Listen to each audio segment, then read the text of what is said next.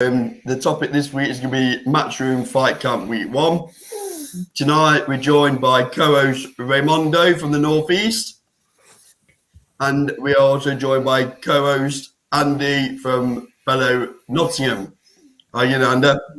Yeah, I'm good, lads. How's it going? Yep, brilliant. So there's only one place to start this week, and that's Matchroom Fight Camp. So just before we go through it fight by fight, I'll come to you first, Ray. Do you think it's value for money, this first fight card, and what's your opinion on it?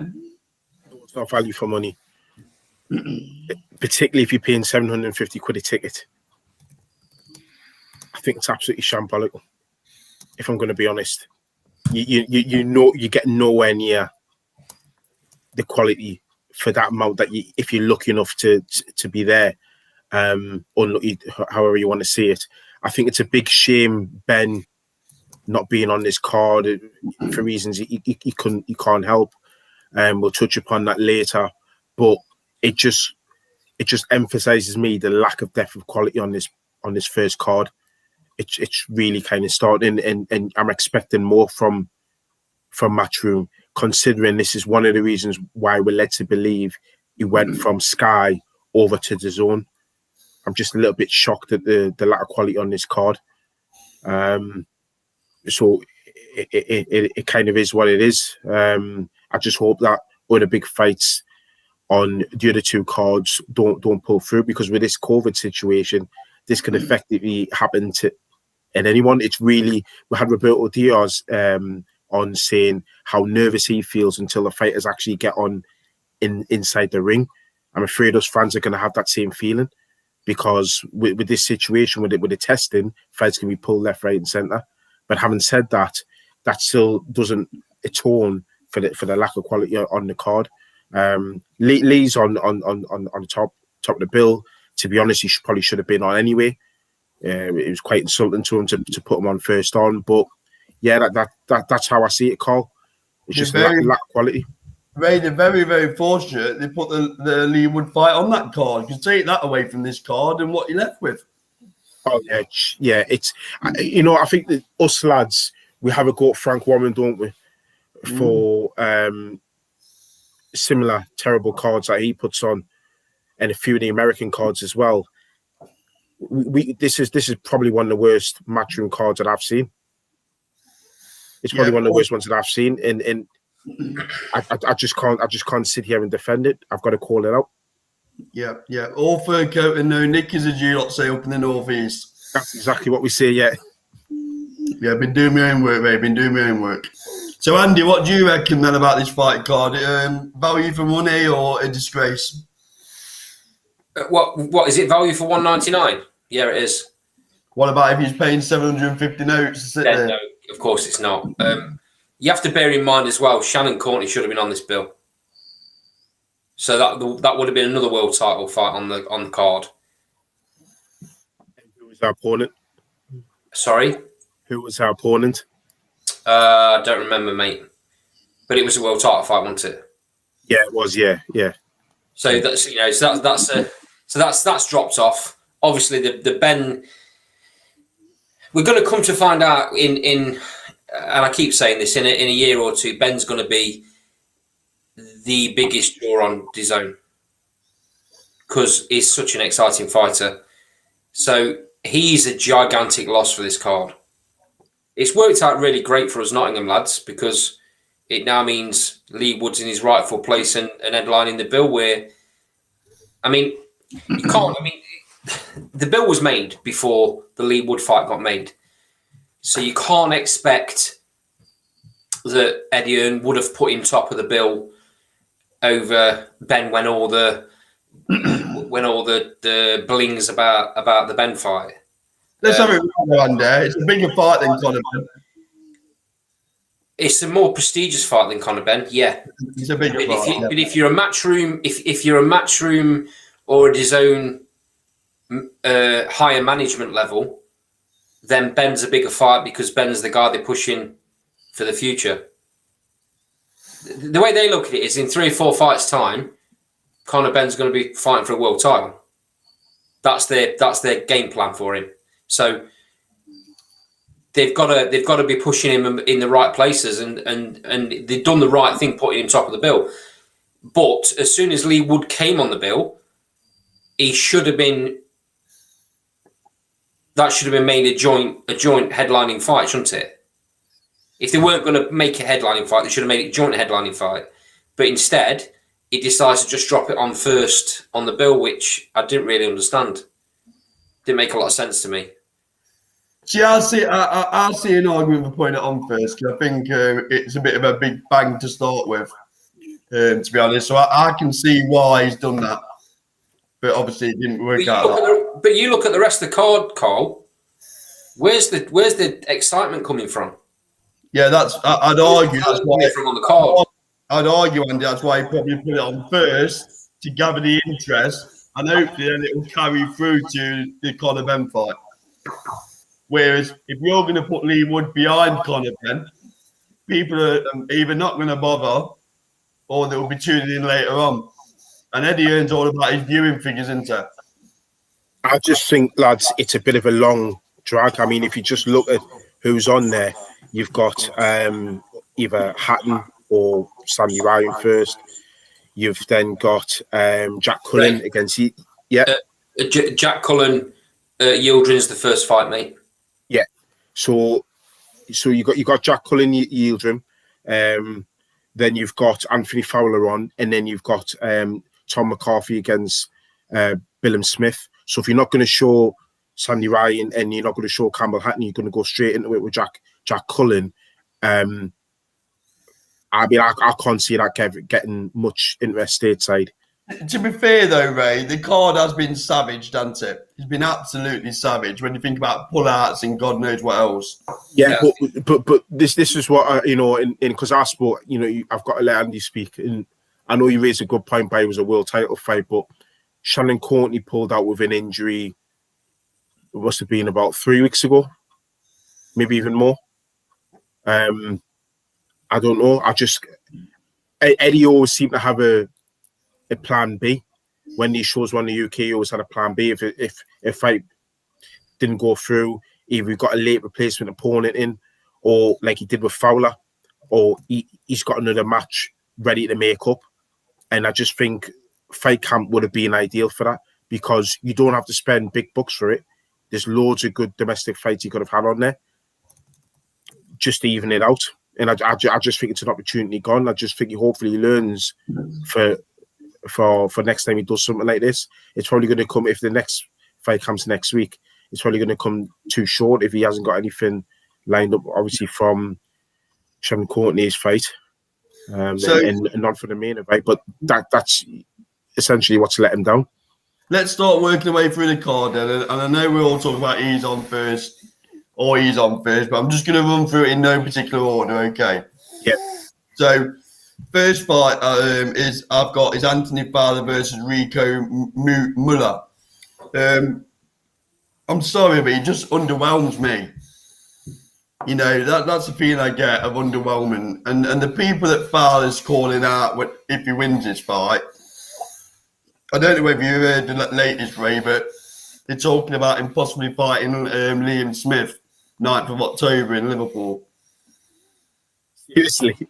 Yeah, that's the latest rumour doing the mill. So, yeah. So, you being serious? I'm being deadly serious. It's on a lot of boxing fan pages. So Fowler better put a good show on here. But I was looking at his Muller's record, and the note I put is that there's nobody of note on his record. It just seems like. So Fowler was originally supposed to be fighting Roberto Garcia, wasn't he? Yeah. So this guy's come in at very short notice. Is it a week or two's notice, if that? 2 weeks' notice, I think. So he doesn't get the juices going, does it, lads? To be honest. I mean, he's got 3 losses, hasn't he? 28, 3-1. 28 fights. So you'd like to think he's going to be durable. You'd like to think the fight's going to go some rounds and give Fowler some well-needed ring time, because I think Fowler is a talent in the making. He's now with a fantastic coach in Nicole. Yeah. So no, but seriously, I think he is with a fantastic coach, and I think he's going to bring him on in leaps and bounds. That being said,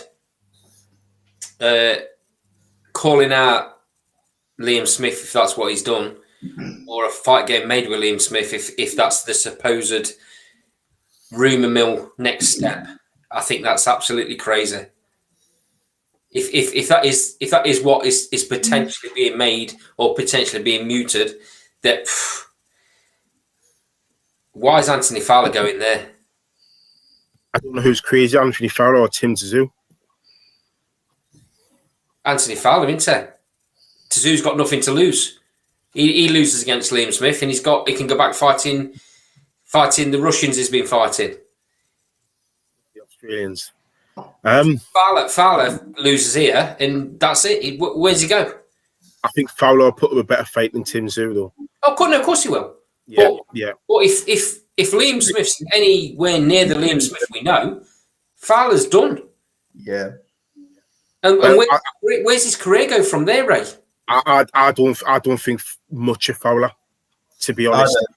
As an amateur, he was okay, but the thing I've got with Anthony Fowler is that he was bigger than everybody else when he fought. Is that he was up at middleweight as an amateur. He was a lot bigger than everyone else, and he was a lot stronger than everyone else. And he as soon as he come up against an agile, skillful boxer as he did in the Olympics or international tournaments, he got found wanting. This guy that he's up against now, I know he lost against Ponce, who beat Ritson, but that was down to 10 stone. He's lost against Jeff Horn, that was at welterweight, and he lost against some Polish kid at welterweight. He's had a couple of fights up at light middleweight, but I can't see Fowler struggling with this kid. And I'm not a massive Fowler fan. I think Fowler will beat this lad. Yeah. But I just don't see anything past domestic level for Fowler. Considering now we're starting to see our British boxers struggle against European fighters. They're starting to go up for the European and get beat. I think that lad that beat Cheeseman, Garcia, would definitely beat Fowler. I think a fully fit and psychologically fit, if you know what I mean by that, Scott Fitzgerald, if he's perfect, if he's bang on it, I think he beats Fowler again.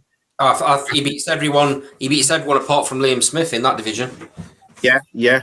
So the biggest battle he's got is himself, though. Yeah, it is. Say that again, sorry, Carl. The biggest battle he's got, Fitzgerald, is himself. Yeah. I would agree with that. He's his own toughest opponent, but I just can't see. So even if, I mean, it's probably about time Fowler has a proper step up just to test him and to test the hype. But I would agree with Andy. Liam Smith will derail him, but anybody above European level would derail Anthony Fowler, in my opinion. It's going to be interesting to see what McGuigan does with him in the time he has. Not a lot. In your opinion? I know we've had this discussion before. I know what Cole thinks about him. I think he's a lot better than Cole's giving him credit for. And what he does is he installs confidence in his fighters and he gets them to do the basics really well. Fowler showed a hint of that in his last performance, but McGuigan hadn't been with him for 5 minutes. It'd be interesting to see what happens in the next kind of 8 months to a year for me. Yeah. But they need to stay well away from Liam Smith. It's crazy. Yeah, well, I mean, I'm surprised at that. I think on that note, we ought to do some introductions. So we can see that we got Ben and Josh from Tico Boxing. Good evening, boys. Yeah. How are we doing? Evening, lads. Evening. So what we're doing, lads, is we're talking through the Matchroom fight week 1 fight camp card. and you've come really right at the very start, because the first fight we're talking about is Fowler against Muller. So, Josh, do you want to go first and break us down the fight and how you think it's going to play out? Righto. Right. I've got to be honest. Obviously, coming on and catching the tail end of what you were just saying about with Liam Smith. We're big fans of Anthony Fowler. Well, this is going to be a very quick introduction and goodbye. Then, if you're going to tell me, if you're going to tell me that Liam Smith's is going to get beat to Fowler, then it might be a very quick appearance. No. I wouldn't. I think it'd be a decent fight, but I think Fowler needs another 2 or 3 before he goes in with Liam Smith. To be fair, Liam Smith is world level, isn't he? He's proven that time and time again. And Anthony Fowler is he's on the fringes of it for me at the moment. So I mean, as for Saturday, the opponent change probably isn't ideal, is it? But I still think he'll come through that with a stoppage in the middle to late rounds. And what about you, Ben? We've not met before, so it's nice to meet you. And I hope you're a bit more sensible than Josh, but let's find out. To be fair, I tend to agree with Josh on that, though. Well, then you're going to have a very quick appearance as well. Time will tell. No, I think even with the change of opponent, I still fancy Anthony Fowler, and I think the one issue is just if he's prepared for the wrong fighter. That could be the only issue going in for it for me. I think other than that, he'll come out on top, and like you say, he'll push forward to bigger fights in the future. Okay, so I think that I just think it would have gone against Garcia. I still think he'd have. I think he'd have won it. It was a much more difficult fight. You look at his record: 44-5, never been stopped. I think that was a much more difficult fight, but I still think he'd have come through it, but he'd have probably gone the distance. I agree with that one as well. To be fair. Now, Ben, what you're going to have to learn is you must have your own opinion. I do, but he said it first. You can't just be agreeing with Josh all the way through. Come to me first next time. Okay, I'll keep you to that. So that'll do for Fowler then. I'm sure we all agree that we think Fowler's going to come through. Yep. So the next fight is a female fight where we've got Kirsty Babington versus Sandy Ryan. So, Ben, you called it. I'll come to you first. Give us. I don't know much about this, Kirsty. I'll be honest with you, but talk to me. Break it down. No, I'm with you. I don't know much about her, but Sandy Ryan, I do know that it's a debut fight. She's coming up. She only moved to professional because of the Olympics being put back, even though it's now at the same time. But you expect her just to come, make a statement. You expect her to win, and I think she'll get the stoppage. I just think it'll be one of those. Just puts her name on the map. Everyone will notice her from this fight. And then she'll follow in the footsteps of a lot of the other females at the moment under Eddie Hearn. Yeah, I think Matchroom's got big plans for her, haven't they? The machine behind her, isn't it? So I'll come to Andy next. I'm sure this might be a very quick review. I'm sure we all fancy Sandy Ryan to win. So Andy, what do you think? Derby's not going to see anything nice about her. Say again. She's from Derby, so he's not going to see anything nice about her. I know, but I was hoping he didn't find that out in his own work, but no doubt he has. Of course, I knew. By all accounts, she's quality, isn't she? She might be from Derby, but I'll let her off. This Kirsty Babington's record's not the best for a female fighter starting out. She's had 6 fights, won 3. Lost 1 and drew 2. So I don't expect her to be any sort of competition for Sandy Ryan, but then you wouldn't expect that for a pro debut or someone that they want to shine, would you? So what's your prediction then? Is it a 4-rounder, 6-rounder? 6-rounder. 6 rounds. 6-rounder. Sandy Ryan stops her. Yeah, when? 4. Round 4. Raimondo, over to you. Give it a breakdown. I think we're all going to say the same thing. Sandy Ryan is a talent. She probably arguably should be in our GB squad. She's always been in international tournaments. I think she's a better boxer than what her brother was, Dave Ryan. I think she's obviously going to be steered along a path. I can see that they've got visions of her and probably Chantel Connolly within about 2.5 years, because in women's boxing you can really fly because the depth isn't there. So I think that's what they're looking at for her. I think she'll like the boys have said. I think she'll just make a statement in this fight, like Ben's already said. Ray, and the promotional issues aren't there as well at the minute, are there? The politics. Let's have it right. Not to the same degree, anyway. Oh, you mean they're not there? Yeah. They're not. But Not yet. Not yet. Yeah. I mean, the only one way I can think of where there might be something like that is probably closer to Shields and Savannah Marshall, but that's at a slightly different level. But going back to Sandy Ryan, I think she'll walk through her opponent. I can see her getting her out of there in inside 3. Yeah. Okay, so the next fight again is Campbell Atten versus Jacob Lakowski. Just rolls off the tongue, don't it? So this time I'm going to go to Raimondo. Raimondo, what looks like a gimme fight to me again. To be honest with you, I know it's early doors for Campbell Atten. I'm not a massive Campbell Atten fan. I mean, you know me, I don't like to judge prospects when they've had less than 10 fights. He should win. I don't know much about his opponents, but he should win this. Whether he looks good doing it's a different matter. In my opinion, he probably labours to it, but he should win. And I'm going to go for points. It's 4-rounder, isn't it? So I'm going to go for points on this. So what about you, Josh? See, I'm going to have to disagree there with you guys. I'm a massive Hatton fan. Hold on. Not with us guys. There's only Ray who's gone. I'm flabbergasted, to be honest. I'm a massive Hatton family fan. I do hear what you're saying. Campbell Atten so far in his pro career. The first fight, I mean, he was just gassed, wasn't he, at the end of the four rounds? He convicted me, tried too hard. I think he wanted that spectacular stoppage. Yeah. Tried too hard. He's got a really limited amateur career, in fairness to him. He's turned pro. He's got the machine behind him again, similar to obviously what we were just saying about Sandy Ryan. With the name value and everything else, the pressure's on him from day one. I mean, we mentioned it in one of our own videos. We think we need to see the stoppage from him this fight. If he's going to go on and do things like we all sort of hope he does, we need to see a stoppage. Because obviously, as he should be, he's fighting limited opponents. But he's got to make a statement now. I think that's where I sort of stand on it, definitely. Josh, let me put a question to you. Is it fair the backing that Campbell Atten's got because of his surname?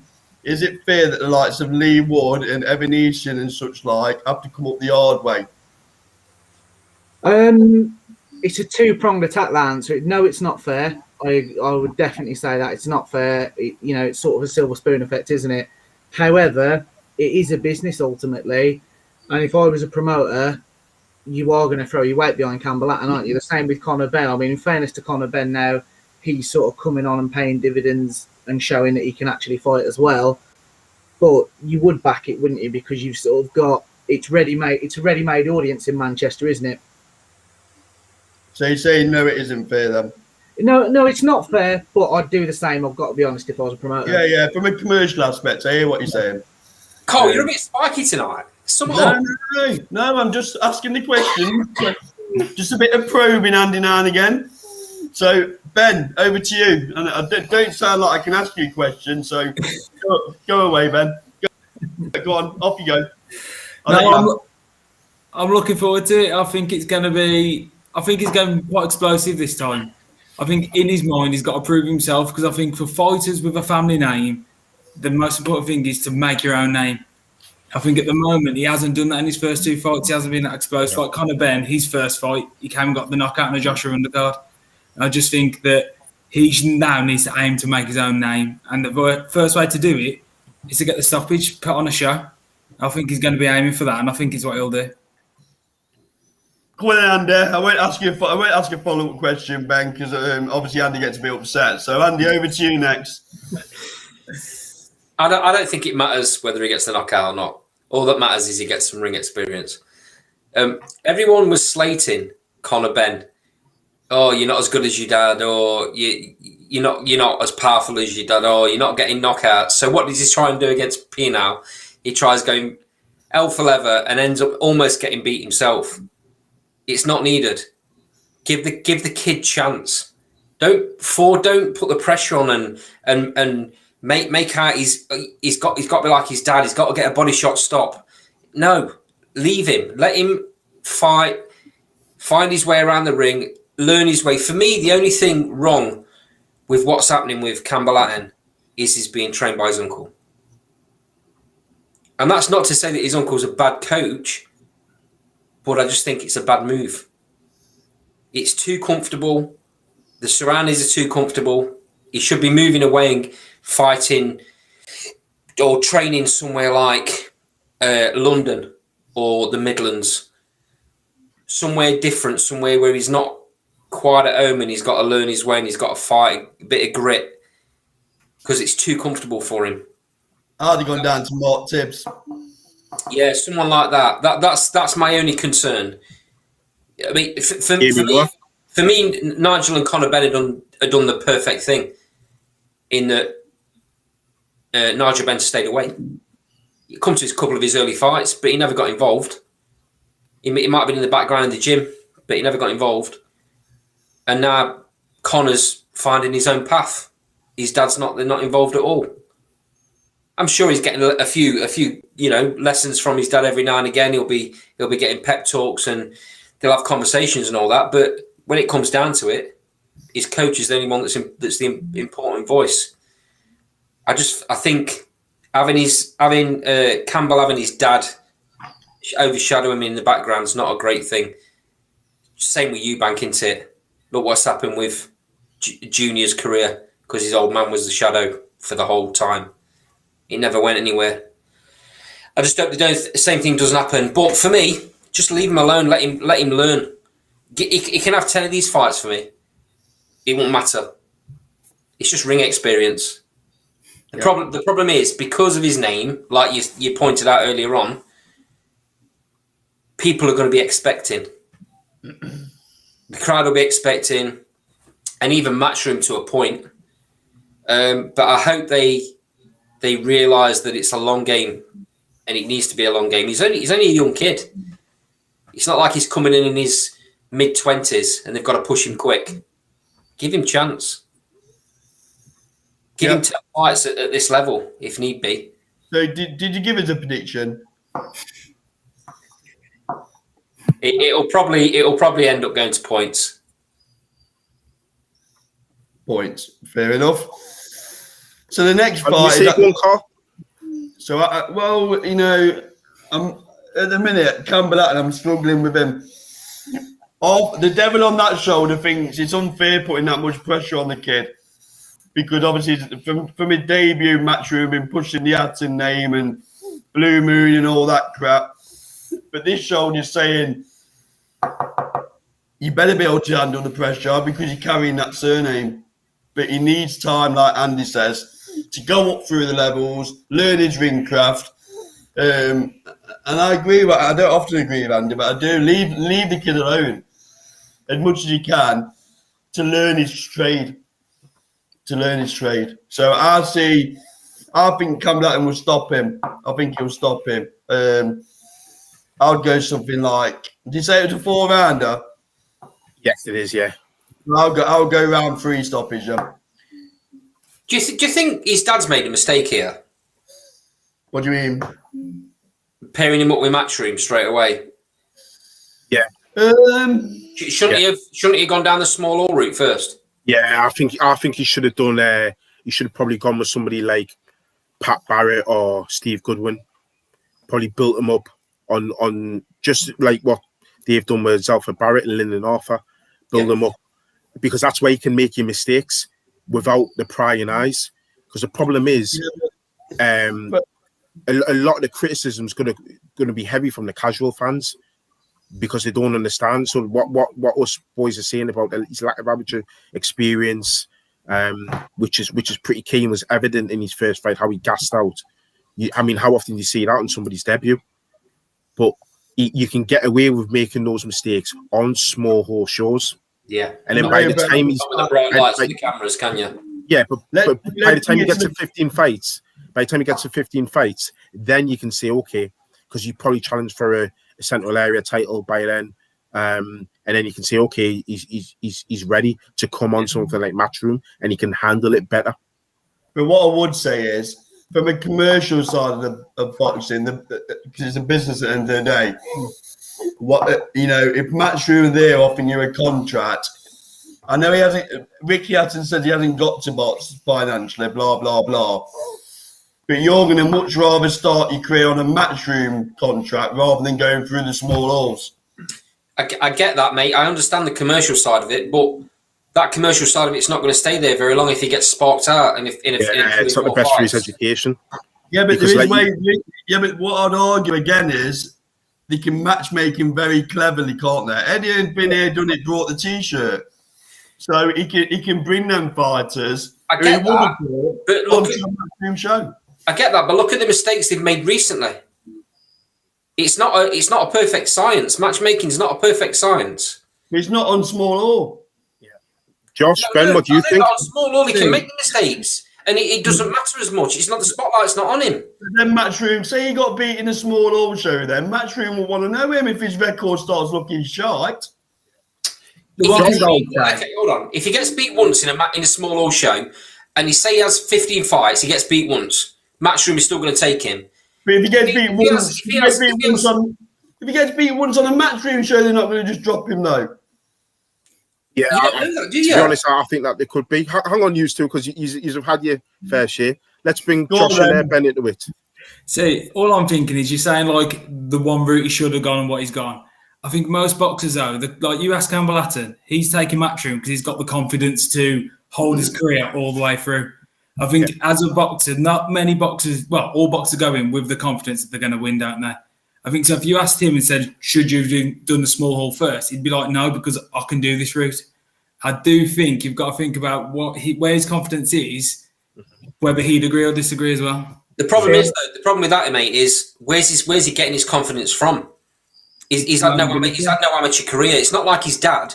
His dad had a stellar amateur career before he went into the pro game, and he hit the ground running in the pro game, which is why he ended up as good as he was. Pie in the sky. If you ask any boxer, would you rather go the Matchroom route or the small hall route? There's only one winner. They're always going to say the Matchroom route because the money. They're not there to fight for nothing, are they? I get that. I completely understand it. But for the longevity of his career and for him to ply a trade, because he didn't have the amateur background, the pedigree that he needs to join the pro ranks, then he should have gone down that route just for experience. What do you think, Josh?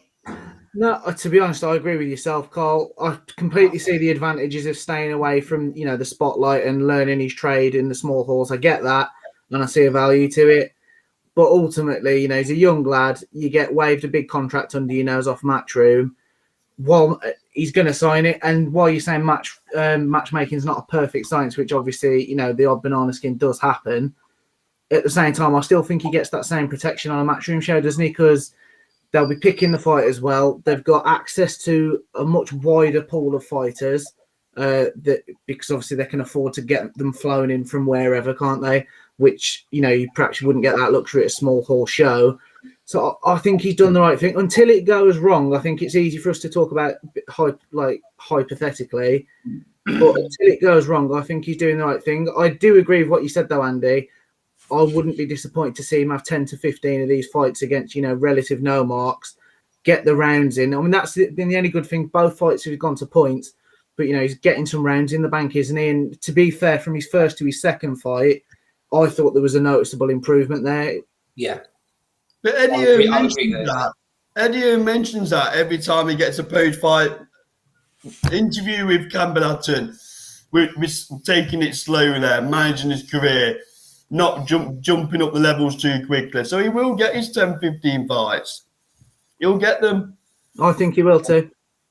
So, glad to see we all agree on Campbell Hatton anyway. So the next fight will be... Now, this is the first fight that really interests me on the card. It's Yildirim versus Jack Cullen. So I think this is quite an interesting one. Because I know a lot of people think Yildirim will come and roll over, but I'm not so sure. So... Andy, I'll let you take this one away first. It'll probably be an interesting fight, and it'll show where Jack Cullen's at. That's the only point of this fight for me, and I'm convinced that's why it's been made. Other than the fact that Yildirim was owed a fight by Eddie Hearn, that's the other reason he's on this card. Otherwise, he wouldn't have been. But yeah, it's an interesting fight in that standpoint that you'll see what Jack Cullen's made of. For me, though, Yildirim's although he's not British, is British level at best. He got destroyed. He got destroyed by Eubank. He should never have been in there with the King. Should have. I mean, come on. What was all that about? He's not fought Froch, has he? Hey, He's not fought Froch, has he? You say the King? I must have missed that one. Go on, Andy. he's not good. Let's put it like that. He's not good. His record flatters him. 21-3. He must have been fighting 21 bums then. So prediction time, and Andy, talk to him. I think Cullen stops him mid rounds. 6. Sorry, Thank you. Cole. Apologies. Thank you. So because Ben likes to follow Josh, I'm going to mix it up a little bit and go to Ben next. Right. I'm actually going to say Cullen as well. Yildirim, I've never been impressed. I've not exactly followed his career all the way through, but when I have watched him, there's just nothing there for me. I think Jack Cullen, I just think he's going to go and he's just going to box his head off, really. I think it'll be points to Cullen. And I that's all really I've got to say. I'm just not a fan of Yildirim. Yep, no worries. Raimondo? Jack Cullen's been quite unlucky, because that draw he got against Zach Chelly, I thought he won. He gave Felix Cash a shootout. And Felix Cash is a pretty good fighter. I know he lost an early fight in his career. He got stopped in a round against the Irish lad. But aside from that, I still think Jack Cullen's a pretty good fighter. I think the problem why people are looking at Yildirim is because he has been with bigger and better names. But that doesn't tell the story. Yildirim reminds me, he's like a poor man's Arthur Abraham, and he fights in that style, but he's just poor at it. Yeah. If Jack Cullen's got anything, he'll beat this kid, and you look good doing it. I don't know whether you'll stop him. I don't know whether he has that power, but Jack Cullen can fight. Because of his big frame, obviously he's going up to super middleweight, and he's been at that fight. He beat John Doherty, who is a very, very good, he's a good puncher. He was knocking everybody out. I know he was a 9 or 10-0 prospect at the time, but he was looking quite dangerous, and he had no fear. So if he boxes like he did against Doherty, you'll have no problems with Yildirim. I can't see him stop. I'll be surprised if he stops him, but that's just more about, I don't think Jack Cullen's got that type of power that you need to stop somebody like Yildirim. But Jack Cullen will win this for me. I'm going to go for points. Okay. And then Josh. Just to follow suit, I couldn't agree with Ray anymore, to be honest. I think he's hit the nail on the head. Cullen's been unlucky at points of his career. But yeah, he'll come for it, but I don't think he's got the power to stop him, so I'll go points as well. I do think he'll stop him. I think he'll break him down. So I'm going to go round 10 stoppage. So it'll all be recorded so we can play it back next week. So now we're coming on to, and I think it's a disgrace that this has been called the co-main event. So Tommy McCarthy versus Chris Billam-Smith. This is an important fight for both fighters, isn't it? It's an important fight. So Josh, I'll come to you first. Give us a breakdown. Well, I think it's a massive fight, as you just said. The winner of this, you're looking at potential Lawrence Okolie for me. It's world title shot time. Both are in good fights, so you're going to get the entertainment value out of it. European, Commonwealth, British, it's all on the line. European set, this is sort of the pinnacle fight, I think. They're both in good form.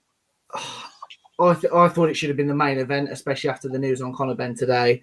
Hold on a minute. Hold on a minute. Hold on a I'm minute. sorry. It should. You having a laugh? No, I'm backing it. Let's just give you the heads up, mate. These two are from Nottingham. He knows I'm from Nottingham.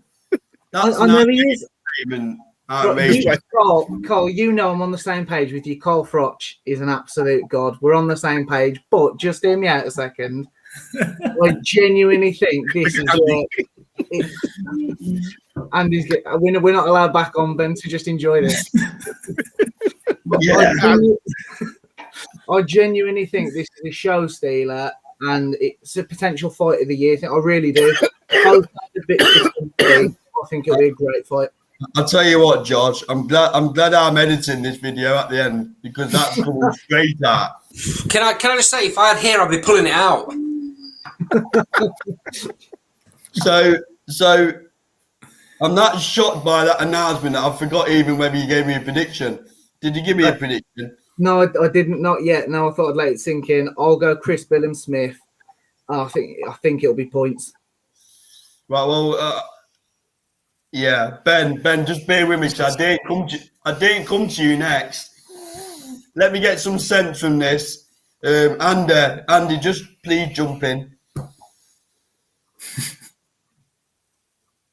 Has he froze? Come on, he's out of there. Composure. Are you having a laugh? No, what's wrong with the fight? There's nothing wrong with the fight. It's a good fight. I can't grasp where you're coming from thinking it should be an headlining fight. So Cans you and Lee Woods. Of course, it's a world title fight. Yes, it's a world title fight, but in the UK, bearing in mind this is DAZN's UK launch of, we're here, the slogan is game change. Right. Lee Wood, to a casual fan, I'm a fan of him, I really am, but to a casual fan, he's not got much of a profile. Hold on a minute. Are you trying to tell me that, sorry, what's his name? Let me just check my notes, I've never heard of him. You think Tommy McCarthy's got a better profile than Lee Wood? It's definitely no worse, and the fight itself is better. It's a 50-50 fight. Kanju's going to be a heavy favourite going in against Lee Wood. That's Kanju's going to get his ass wiped though, isn't it? He's going to get laid out, sparked out cold. You know what though? Let me just jump in with another world champion in the UK. That's the point of it being a headlining fight. And also, if you want to make it wider than Nottingham, which is the greatest fight town ever, by the way, isn't DAZN all about the global platform? So if it's all about the global platform, isn't Zukan a little bit more famous than what? Sorry, let me just check my notes again because I forgot the names. Tommy McCarthy and Chris Billam-Smith. Yes, I hear you. It's about the global. No, it's about the global platform. But if this is your signature launch in the UK, ultimately your first card's obviously got to appeal to a UK audience, hasn't it? So I'm not so sure. Chris Billam-Smith versus, sorry, let me just read it again. Tommy McCarthy is bigger than Lee Wood versus Zukan, even for the UK market. I'm more excited about that fight than I am Kanju and Lee Wood, genuinely. Oh my days. Ray, next time, Ray, before you invite people on, can you just vet them? Because either Josh had 15 pints, or we just obviously differ on opinions.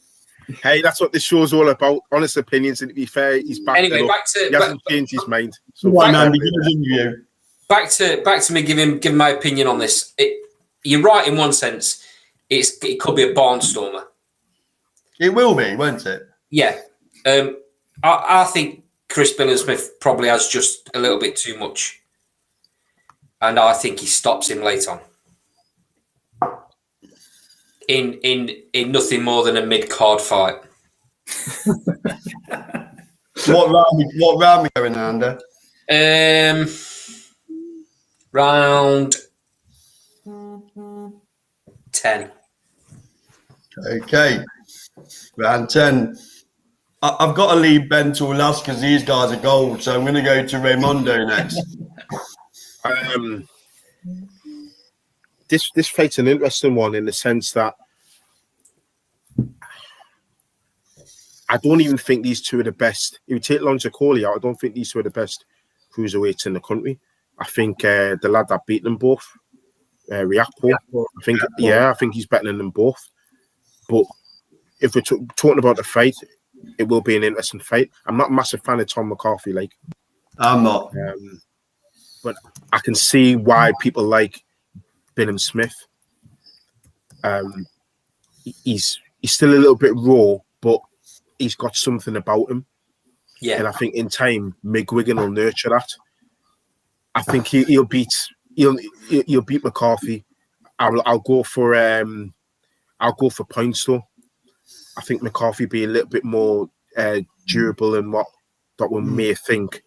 But the two of them, the winner of this needs to see Riakpo again for that rematch before they start thinking about Lawrence Okoli, because Lawrence Okoli's level above these two boys, and that's one thing. This fight, as fascinating as it will be, the cracker as it will be, you'll see that the level's below Lawrence Okoli. Yep. And then last but in no way least, let's hope he talks a bit more sensibly than his counterpart. Ben, over to you.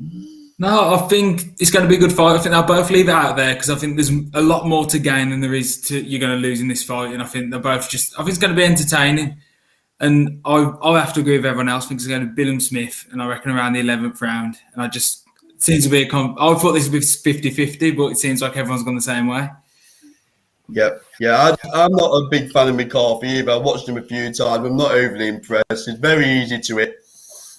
So I'm going to go Billam Smith as well. And Ben, just to welcome to the show, I'm going to go same round as you. So 11. So next one is maybe we should have done this the other way around, talking to Josh. We should. Well, Carl, I just need to say, Ben's an absolute turncoat here. He's fully bottled it, because when we were talking on our own channel, and we talk off screen, Ben's just as excited about Billam Smith McCarthy as I am. He's bottled it. I'm looking forward to the fight, but I never said the words main event. All I said is I'm looking forward to the fight, which I am. I still think it could be a massive fight, but I never said main event. I don't want to get kicked off just yet. Yeah. Fancy clearing that up, Ben. You can really see where Josh's loyalty is, can't you? Wow. You know. Won't be the first time we're thrown under the bus by him. Yeah, you learn a lot, mate. Don't you? You learn a lot. So I'd like to hear, Carl. I'd like to hear what Josh has got to say about Lee Wood. All right, Andy. Let me get round to it, and I'll bring him in. So Lee Wood versus Kanzu. Obviously, Josh, I'm definitely coming to you first. Obviously, you'd rather have. Sorry, let me just check his name again because his profile is that high that I have to write it down. Tommy McCarthy versus Billam Smith above this fight. But give us a breakdown and tell us how you think it's going to go. Now, what? This is still. I don't want this to get misconstrued. I'm still excited about Kanju and Lee Wood. I really am. It's a great opportunity for Lee Wood, isn't it? It's coming in. I'm sure he'll have a plan, and I'm backing him to win it. But I just feel like it's all aimed at Kanju winning. Obviously, then provided Josh Warrington comes through against Lara on September the 4th, it's aimed at that at the end of the year. And I don't know what I'm a bit worried now. I'm going to get shot down here, but I genuinely Don't go shopping in Nottingham. No, it's all right. I thought I'd be all right there with the being a big fan of Carl Froch. Did I mention Carl? Ben's actually a big Joe Calzaghe fan. Or should we get on that in a bit? Get in, Joe Calzaghe. Ben, that's twice he's thrown you under the bus, mate. No. So, but no, being serious, I wouldn't write Lee Wood off. I've seen a few reports sort of doing exactly that. And I think he'll have a plan coming into this. They've took the fight for a reason. And I don't want to say he'll win it, but I wouldn't bet against it, if you know what I mean. But it's hard to make a prediction because I just think everything you've seen of him in the build-up and that, I think he's really got the bit between his teeth for this. Well, you'll see, Josh, if you watch this show before, that we don't do splinters. So we're not going to leave you on that fence. So unfortunately, you're going to have to give us a prediction, fella. So you must have... I'll go bold then. I will back the Brit and I'll go Kanju on points. Lee Wood on points. He's asking me. All right, well, we'll come to the next outsider next, and that's Ray. So, Ray? I said before, I'm gonna. I've been waiting for this. Come on. You what? Sorry. I've been waiting to hear this breakdown. Come on, Raimondo, give it to us. Yeah, just like I've told you before, Kanzu throws a lot of punches, but he doesn't carry much power. So I think I can't see how he's going to keep Lee Wood off him for 12 rounds. Yep. I saw him against the Japanese lad Kubo, and he did well, but Kubo was poor, and he only stopped Kubo because he was hitting him that many times. It was more through an accumulation of punches. I just can't see Lee Wood giving him that much opportunity to hit him. Lee Wood, we know he can box, but we know he hits. We know he hits very hard as well. I think he hits harder than his record suggests. We've had Ben Davison say that, and you can look on the effect on his opponents in the fashion that he's had his wins. Although Lee said himself on our show he's not faced anyone like Kanzu. Kanzu hasn't faced anyone like him. I don't think he's faced a proper puncher before. When you look on his record, you can see that he hasn't. So I would probably say, although I can see where Josh is coming from in terms of looking at Josh Warrington, I actually think should Lee Wood wins this, they've actually got one eye on the winner of Galahad Dickens. I agree. That's where I see this one going. I just think that Lee Wood's a surprise package for Kanzu, and this is his time to shine. I just think that Kanzu, you keep him on the end of a jab, you stop him coming forward, and he'll do nothing. You'll do nothing. So I think Lee Wood actually stops him. I'm probably going to go for round 8.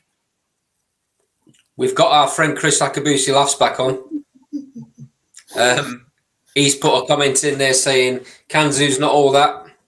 The dude went the distance with Manny Robles the third.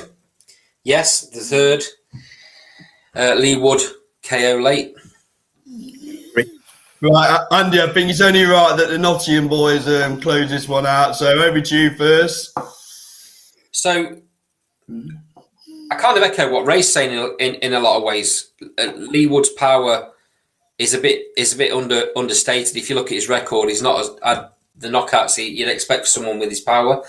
That's because he spent the majority of his career fighting on the back foot. The guy's got serious skills, and he spent the majority of it fighting on the back foot, even though he got the power he got. So he goes to Ben Davison. The first thing Ben realises is just how hard he hits.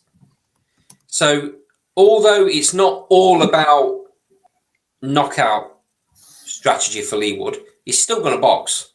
Yep. What he's going to do, and what Ben's taught him, is to pick the shots at the right times. He will stop Kanzu. Absolutely no doubt about it. And I expect that to be round 7. Round 7, okay. Thank you very much. So obviously, say again.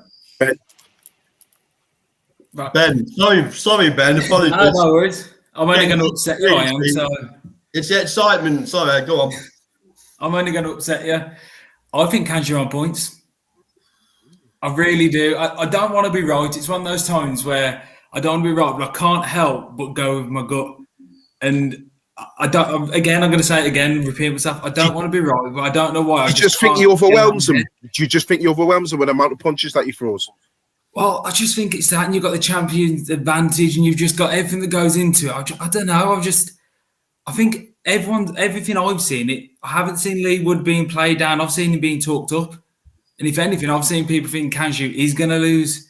I just think I can't see it happening. I really can't. I think he's going to get the decision. It might be like you watch it, everyone will disagree with the decision, but I think that's the way it'll go. So Scott Lavender in the sidebar call. Lee Wood has no chance. Very overrated.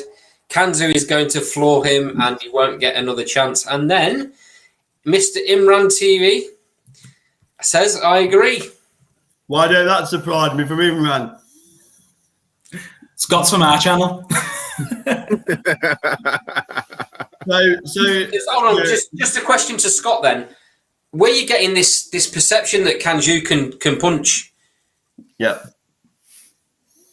We'll wait for your answer there, Scott. He looks very good on a bag, but dare I say he's very Eubank-esque, where he's giving about 5,000 punches a second, but there's nothing behind him. So why you realise that you're wrong, Scott, and you post the apology, I'll give him a breakdown. He says Imran says he agrees with Ben. Yeah, he doesn't agree with Scott, but he agrees with Ben. It's fair. Well, that don't surprise me either. Imran, maybe you jump on the camera and give your breakdown rather than typing away.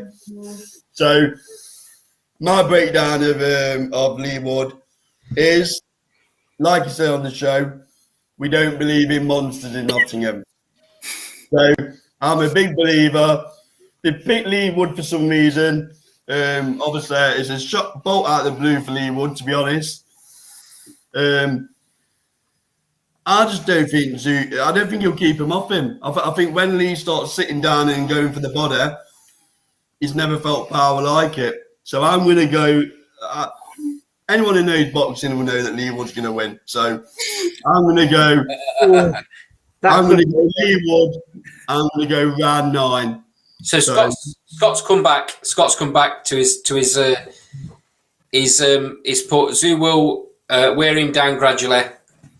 Win by late on, but will eventually win by KO. Where's he getting this KO from? He's put, and then Chris Akabusi's put Kanzu's 27, Lee Wood's 32 will be a factor. Will that be a factor? I'm no expert on featherweight ages. They peak. Well, just on that one, Chris. Lee Wood might be 32, but he's not had the fights the 32 you'd expect from a 32-year-old. Yeah, that's on the clock, isn't it? Starts in his career. So let me just jump in there, Andy. So, Imran, rather than you typing away because your fingers must be tired, I thought we'd bring you in. So give it your breakdown then, because obviously no Nottingham fighter is ever going to win anything, really, if you listen to Imran. But Imran, talk to me.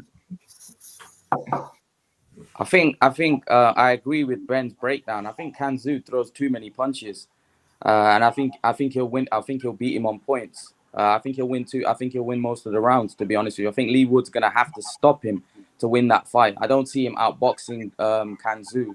So unless he stops him, I don't see him winning that fight. He will stop him, won't he? Possibly, but I'm going off what I've seen of Kanzu and what I've seen of Lee Wood, and I personally think if he doesn't stop him, I like to prefer the boxer in this situation. I think he'll outpoint him. Question for you then, Imran. Yeah. Does Kanzu hit hard enough to stop Lee Wood getting to him?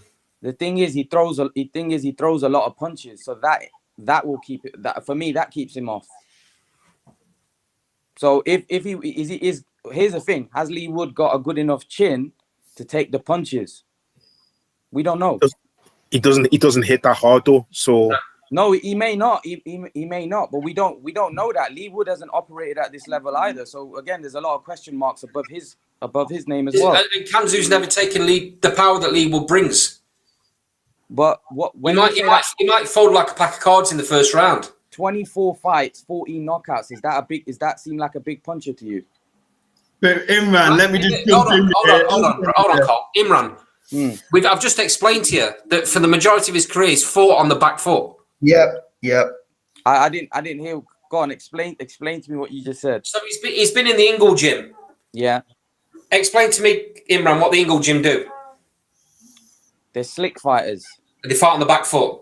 Yeah, slick. So that's the way Lee Wood was taught. Yeah. He's gone to Ben Davison. Ben Davison took a look at him, realised what power he's got, and thought, hold on a minute, why are you fighting on the back foot all the time? Sit down on your shots a little bit more. Yeah, still fight on the back foot, still fight slick because that's what you're capable of doing. But sit down on your shots a bit more. Ben Davison's come out and said, pound for pound, Lee Wood is the hardest puncher he's ever taken on the pads. Do you believe that? Yeah, Why would he absolutely. say it? Hey, why would he? Why would he what say? He hasn't- Well, he hasn't trainers got say a to. lot. Trainers He didn't say say, that about Fury, did he? Did he say that about Fury? but is he working with Fury Well, right now? posted Did he on say about Josh Taylor?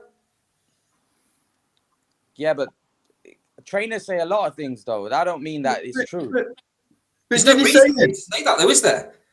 Say that When again, Lee sorry. Wood's when Lee Wood's not known as a puncher, like you've just said, his record doesn't show that. Yeah. There's no need for him to say that. Why would he say it? Why would he come out with something like that if he's not feeling that on the pads? Why would he come out with that statement? Because he wants to. He obviously he's bigging up his man to win to beat Kanzu. And most people are writing up Kanzu. Apart He from didn't say that before the Kanzu fight. He said that a week after taking him on the pads. but the point I'm trying to make, for me, Kanzu throws a lot of punches. I just think Yeah, he he'll does. outpoint him. I think he'll outpoint Lee Wood unless he stops him. But you guys are confident that Lee Wood is gonna stop him. Or he has to. He has no choice. He ain't beating him on points. Tell you what, Yeah. Josh, Ben, your pal Scott's funny. Like, Well, Because he's not I'm on there. in stitches. I'm in stitches sitting here reading these comments. He's Like, just done the same to me. I'm thinking I need the popcorn for this little debate going on. yeah, get him on. I've chatted to him before on Facebook, so I know what he's about. But get him on. He's funny. Do you know what? I'm embarrassed to actually tell you the reason why he couldn't come on tonight. His missus You're gonna is tell at me work. anyway. Yeah, his missus is at work and he's waiting for his Asda online delivery. So Well, Scott, I suggest in light of that recent news, I take your comments around boxing with a pinch of salt. Pardon the pun. So Scott, next Thursday then, mate, when Nottingham's got its next world champion, you're going to come back on and apologise. we will. We'll all be on there. But likewise, if Kanju wins, are you guys going to apologise? Yeah. absolutely. Oh yeah. Absolutely, mate. That's what this is. We've been on Imran's show. And I've had to say, a couple of times I've ate my words. I've had to say it to Carl. We've had to say it to Carl when Carl was right about Parker Chisora. So Do you it happens, know lads. what? It happens often, lads. It's all about opinions, Yeah. and we'll all stand our own ground, like we are doing at the minute, and like Scott's doing. I've got to give Scott credit. He's standing his ground. He's not backing off. Yeah. I'll give him that. And if Lee Wood gets beat, yeah, we'll say Kanzu's the real deal. But as I know it ain't going to happen, I'm inviting Scott to come on screen next week and wearing a Lee Wood t-shirt, by the way. You need to go out and buy a Lee Wood t-shirt before you come on. No, Under, we're going live after the fight. Oh yeah, of course we are. Saturday So- night, Scott. Yeah. Scott, if you're about, mate, and you're watching the fight, hopefully we're going live straight after, so you can come and apologise. Then it's quicker. Good lad, Scott. So when does he stop him then? What round does he stop him in? Sorry. What round when do you think he stops him? You said he could knock him out in the first round. No. I'm saying it. If he feels that power early on, it will be all over. I'm saying round 7. I'm going I to be agree, Imran, that it's very likely that Kanzu's ahead on points going into the second half of the fight because he throws more punches. I agree there. But Lee Wood will eventually get to him, and then that'll be all it's done. So do you agree then if he doesn't stop him that there's that Kanzu will win the fight if it goes I'll 12? never agree with you. Because he's gonna stop. I know you think he's going to stop him, but if it does go 12, Yeah, but he isn't going to. So why would I agree something that ain't going to happen? no. If Martha had something between the legs, she'd be Arthur, wouldn't she? But if it goes but answer the question at least. If it does go I don't need 12, to answer the question. It ain't going 12 rounds. There's my answer. It is not going 12 rounds. Kanzu's going to get sparked out in round 7. There's my answer. but if it does go 12, Oh, for God's sake. if it does go 12, what happens? It doesn't go 12. That's my point. It does not go 12 because he cannot take Lee Wood's power. If it does go 12, then clearly he Wood's in a spot above because he ain't going to win on points. Fair So enough. That's what I want to that's the hear. answer you're looking for. So I'll feed it you. But it ain't going 12. Possibly. It's gonna have to not go 12. Imran, you do not like Nottingham boxers, do you? Oh, why? Okay. Why don't I like Nottingham boxers? Carl Fudge had no boxing skills. What? I never said that. Yeah. Very average. I never said that. Yeah, you did. Hang on, I'm sorry. I never I'm said sorry, Carl, to crash the party, but as a fellow sort of Carl Froch fan, Imran, what are your thoughts on Carl Froch? Yeah. It sounds like I need to win more on this. Talk to him, Josh. Talk to him. Carl, I've told Carl about Carl Froch so many times that I've never said that he has no boxing skills. Basically what I said is against the elite guys like the Andre Ward or a Golovkin or some of the top names, I don't think he beats them because of the lack of skill. Those guys. The lack of skill, exactly. No boxing skill. No, the lack of skill against the elite fighters. Nonsense. But Josh, Josh, who wins out of Triple G and Froch? Froch is too big, too strong. He's got it's nice to have someone educated. time again. He flattens Golovkin in the middle rounds for me. Oh. Ben, what do you say? I think I'll go Golovkin in that. Ben, get out. See? I See? think I would. No, Golovkin will win that one. I don't like Froch, but I think Golovkin would beat him. I do. I think he'd stop him. He's too small. Too small for Froch. He's not too small. He's not too small. So it's not. Yeah, but he comes with those Froch's overhands, doesn't he? He doesn't Sorry? fight from below, even though he's shorter. Yeah, I know. He throws from above. It's a weird way he throws. His right hand, his left hand, they actually come up and they hit you on top of the head. Yes, I think Carl Froch walks into trouble with Golovkin. Because Carl Froch walks in straight lines. You know, unfortunately, his lead jab's so lazy. It's like out there. You know, and I think you lot are very ultra critical on Carl Froch. I'll say it again. Ultra critical of Joe Calzaghe. Listen to this, right? Carl Froch. You're the only person. Hang on. You're the only person, Carl, that thinks Carl Froch beats Joe Calzaghe. No. Let me stop you there, Raimondo. Okay, there's two. I'll bring you in, Josh. Just come in. Exactly the same. Let's be honest, Calzaghe slaps as opposed to punching. No, I'm not done. He's got soft hands. He openly had to talk about how many hand issues he had in his career. He said there's no way he's stopping Froch, and who's keeping Froch off him for 12 rounds? Look at Froch's resume, right? So and Tyson Fury said it himself, who has fought so many world champions back to back? Well, he never took an easy fight, did he? Look, first world champions back to back. America. Exactly. Nobody does that. It's a proper throwback. Calzaghe, for me, stops Calzaghe comfortably, probably round 5 or 6. Oh my, that's absurd. That's absurd. You're only saying it's absurd, Imran, because he's not agreeing with you. That's why he's saying it's absurd. He's allowed his opinion. He's allowed. What makes your knowledge better than this? Hey, what makes your knowledge better than this? I just don't. I can't see how. Why is it absurd? Because anyone that you ask would say that's absurd. You have to be. Yeah, no way. Okay, Imran, how does that fight play out for you then? Let me get me pillar. Calzaghe beats him every round. He outboxes him. His work rate's too much for Carl Froch. And even you guys get under. No one's ever beat, apart from Andre Ward, no one dominated Froch every round. Calzaghe's at that level, Carl. Calzaghe's at that level. But there's no power. There's not the power in his shots. Froch. I agree with Imran in that I think, even though I'm a huge Froch fan, and I'll back him against anybody, I think Calzaghe was just a little bit too good for him. But he doesn't win every round, Imran. Come on, mate. Froch is a much better fighter than that. There'll be a lot of very, very close rounds, and the scorecard would read very closely. It wouldn't be a 11, 12 round whitewash. Not a chance, mate. Froch was too good for that. I think he'd win comfortably. Ben? Sorry? I think he'd win comfortably on the cards. No, I think it's me and Josh have this argument all the time. We can't really talk about it, but I think it's Calzaghe's split decision. I think it just gets all the way. they both could. They fought today, Froch could win. If they fought tomorrow, Calzaghe could win. And I There just we think go. Well, that's not dominating him, then, is it? Well, that's not dominating him, then, is it? No, I never said he dominate him. All I'm saying is Imran's informed comments again.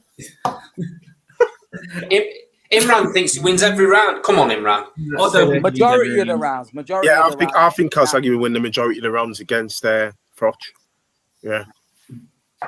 I don't think Froch will know what to do with him. And let's get Ben's and Josh's view on another topical debate that we always talk about. Khan versus Hatton, Ricky Hatton. How does that one go? Josh, I'll let you go first. Just be careful, though, because we've got a couple of Khan fanboys. So They've got a couple of Hatton fanboys as well. Don't talk about Khan doing a nice little dance during Prescott or that actually looks at him. And Ricky Hatton lying on there in there, bit of a star. Against the best, Ray against the best, but he can't. I was going to say, for me, He didn't fight the best though, did he? He fought the two best and got flattened by both of them. He didn't fight. How many fights He did didn't fight? fight the best. He didn't fight the best. Yeah, he fought the best. and Hang got on, lads. flattened by- We've asked Josh. Let Josh give his opinion. Come on, Josh. right, I'll get depending on what point. Obviously, you have the fight. Hatton wins it for me. Too Come relentless. on, Josh. He's too relentless. And I hear what everyone's saying. Obviously, Pacquiao and Mayweather flattened him, but Amir Khan is not Floyd Mayweather or Manny You're Pacquiao. right. So Hatton's relentless. Khan shown time and time again. And I'm not a fan of Amir Khan. I do rate him, but he can't take Hatton's power. He gets stopped comfortably. yeah, I agree with Josh there. I think that Wow. he'd stop Khan. I do. And, Cole, you joked about him doing a dance, but let's be honest, it'd be like Strictly Come Dancing, and they'd be all over the shop.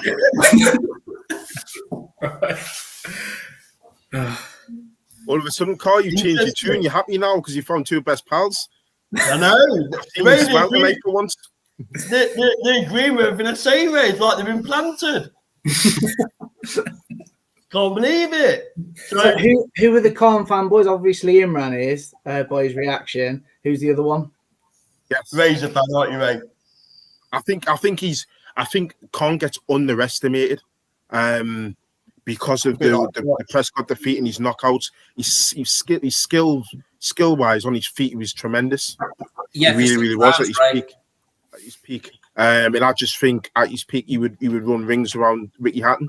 For 6 rounds, Ray. We've said this before, me and you. I know that's He's your not opinion. disciplined enough, That you do Ray. it for He's 6 not rounds. I think disciplined you do it enough. for 12. He's not disciplined enough for 12 rounds. No, I agree. I think gets He to doesn't need him to in the be later against rounds. Hatton. He doesn't need to be against Hatton. Hatton's not a power puncher. He never was. Hatton's no Maidana. Hatton's no Maidana. Just go one at a time, boys. That's exactly it, man. I mean, if he could beat Maidana, I don't think Ricky Hatton's better than Maidana. You Maidana put hits harder Maidana than in what with Ricky Ricky Hatton Hatton. does. Maidana would absolutely obliterate Ricky. Hold on a second. Hold on. Completely different fighters. We're talking about Star Wars make fights here. Go on then. Khan's great for 6 rounds. He's a world beater for 6 rounds. But then he can't keep the discipline. He never has been able to. That's why he nearly lost the Maidan fight. Because he looked brilliant for 6 rounds. And then he likes to stand and trade. If he tries to stand and trade with Ricky Hatton, he gets beat up. Ricky Hatton's going to sit on him. He's going to throw body shots, and it's game over. Ricky Hatton was 5'4", 5'5". Amir Khan's 5'9", 5'10". He's got all What's the that got to do with physical anything? advantages. He's faster. He's the better boxer. Ricky Hatton himself didn't have a great chin. Was down many times in his career. He's the better boxer. I'll give you that. I completely agree with you. He's the Not more skillful fighter. boxer, but that doesn't win fights all the time, mate. But like I said, what makes you think Ricky Hatton would be able to do better than what Maidana did? He can't punch like Maidana. Khan had problem with pressure fighters that could punch like Maidana. Ricky Hatton wasn't a big puncher. Ricky Hatton was a pressure fighter. Hey, Was the best pressure fighter in Britain, mate. I said he struggles with pressure fighters that can punch. Ricky Hatton wasn't a big puncher, and he was undersized. Khan's 5'10", 5'9". He was big. He was taller than Canelo. Ricky Hatton's a midget compared to Khan. I've seen them stand next to each other. That's a big disadvantage that Ricky Hatton would have. So when he gets Mike forward, Tyson was one of the smallest heavyweights don't on the planet, mate. He was knocking people out for fun. Just taller than him. You can't compare Mike Tyson to Ricky Hatton.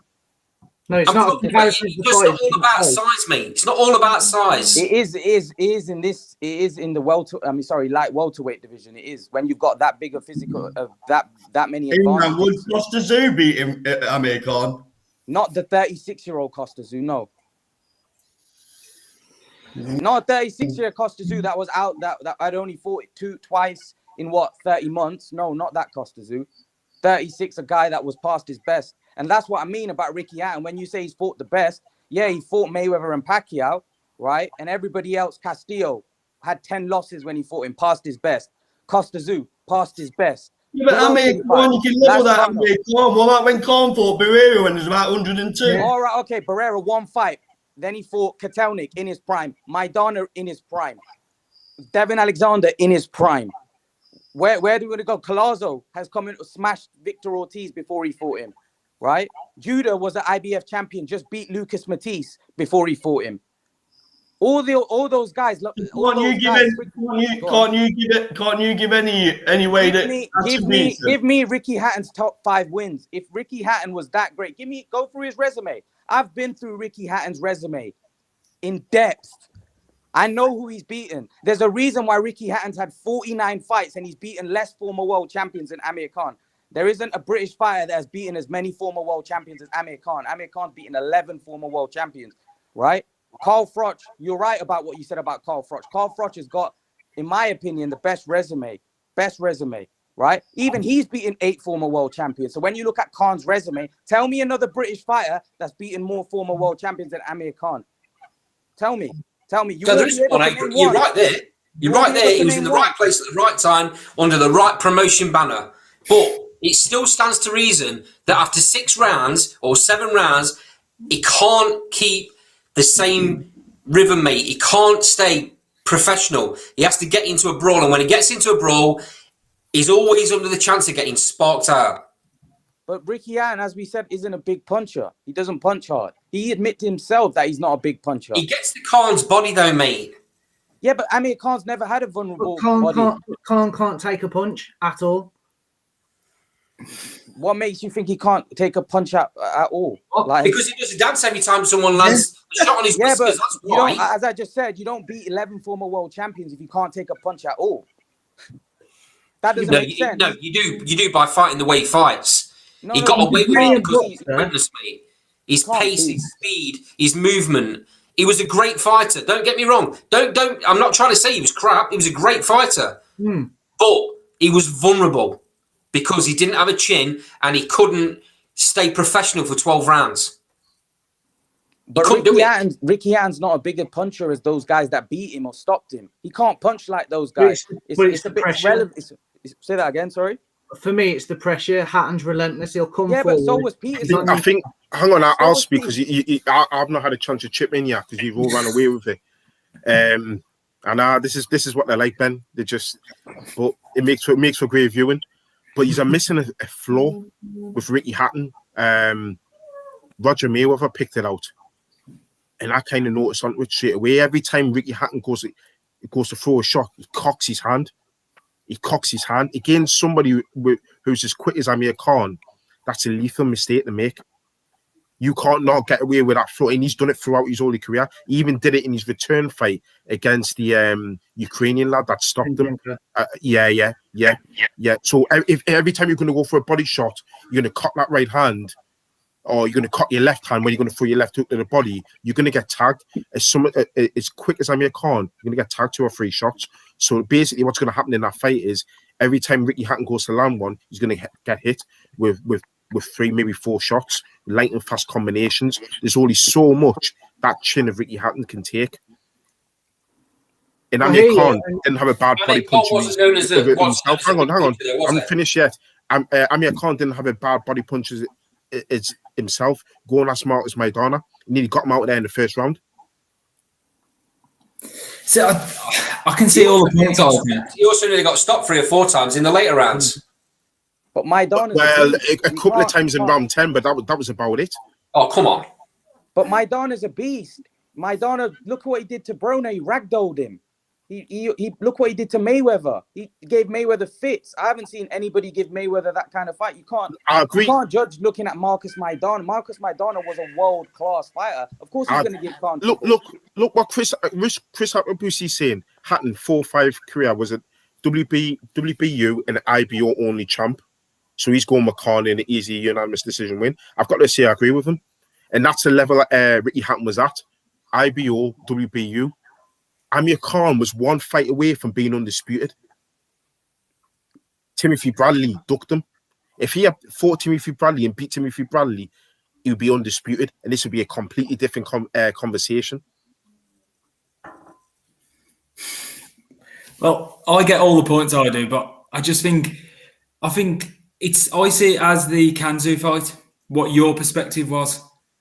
Whereas I think that Khan would, if it went 12 rounds, I think Khan would take him, but I don't think Khan would get the 12 rounds.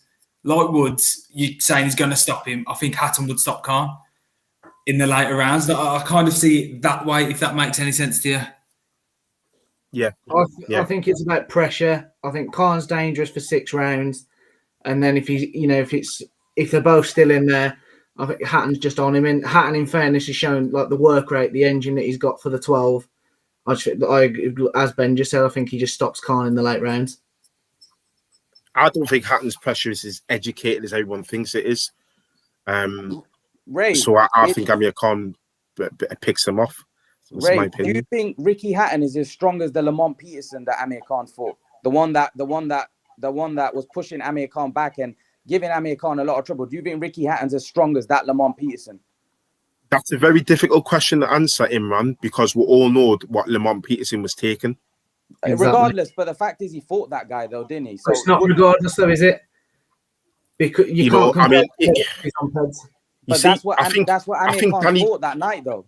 I think Danny Garcia would give Ricky Hatton the same problems as what he gave Amir Khan. I think that's fair to say because Danny Garcia was clean. Lamont Peterson is very different because the thing with people when they're found to be using drugs, you don't know how really strong and really good that person was. Because for me, Amir Khan was winning that fight. I had Amir Khan winning that fight. So Lamont Peterson, yes, he was strong, but you've got to question how much because I've never seen Lamont Peterson take that much punishment and still withstand that from Amir Khan. Mm-hmm. You know, so if he gave that to Ricky Hatton, I'm not too sure Ricky Hatton would still be there. I think Ricky Hatton at least would be discouraged from coming forward. He may not necessarily be down, but he'd be discouraged from coming forward. Lamont Peterson kept coming forward, and he had never done that previously. Even Maidana was discouraged coming forward. Exactly. That's what I'm saying. Yeah. That's what I'm saying. I think there's two things with Amir Khan. I know his chin was horrific. You can't deny that. But I also think he needed that Bradley fight because he would have won that Bradley fight and would have seen him in a completely different light. I don't think people would have though. Why would people view him differently just because he holds 4 belts? He would have still been viewed as chinny and still wouldn't have got the credit. No,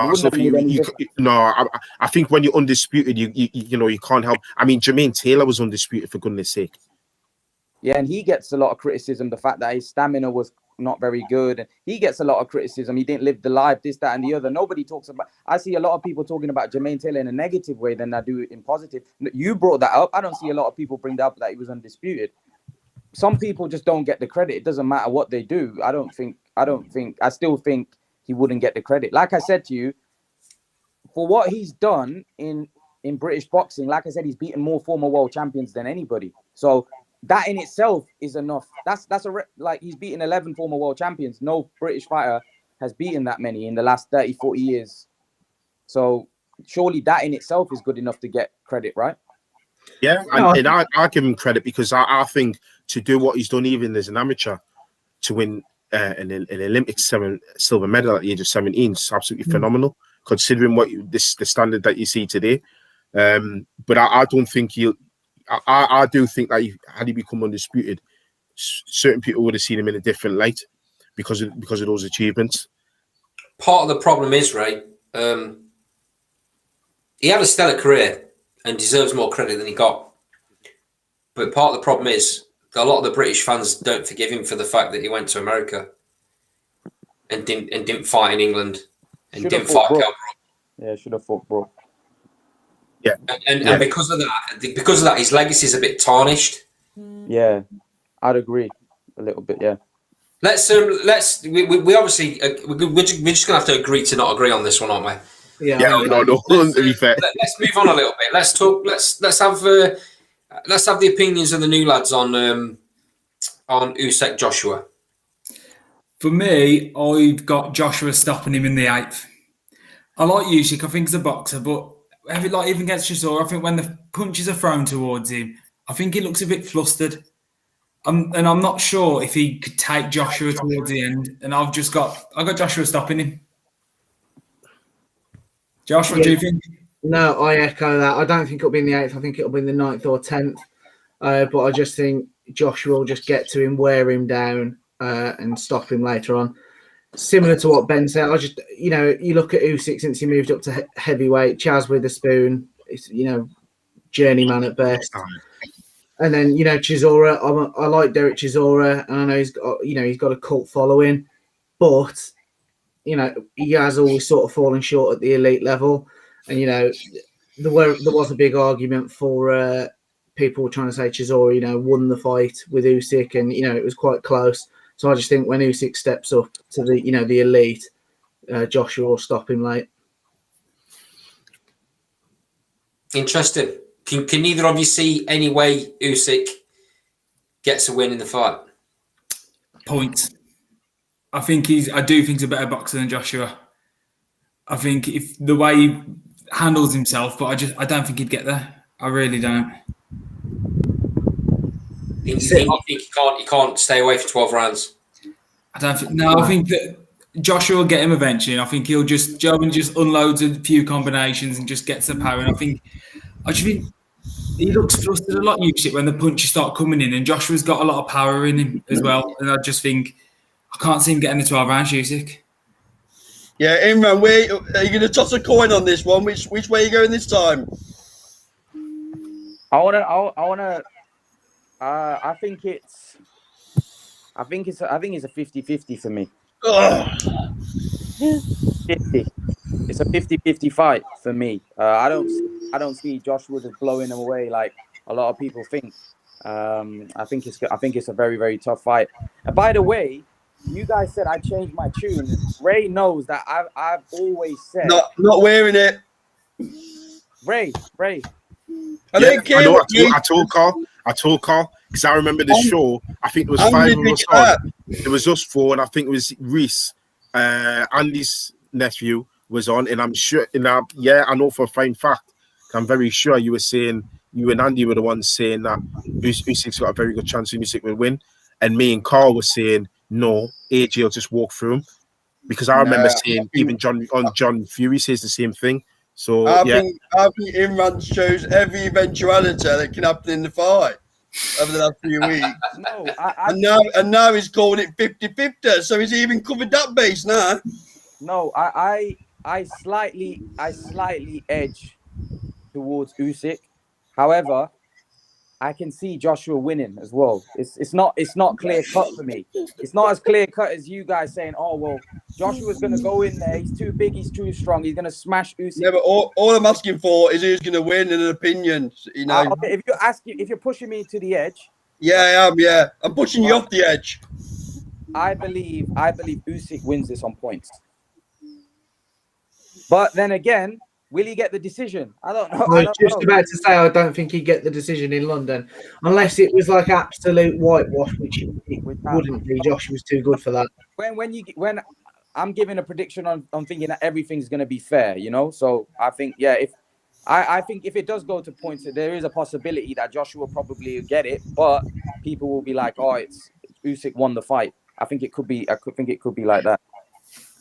So Chris Akabusi in the sidebar says Usyk seems a pound lander at Evander Holyfield at heavyweight. I can't see him winning that. And then he's put, imagine AJ gasses. That is the big worry for AJ. So that's Okay.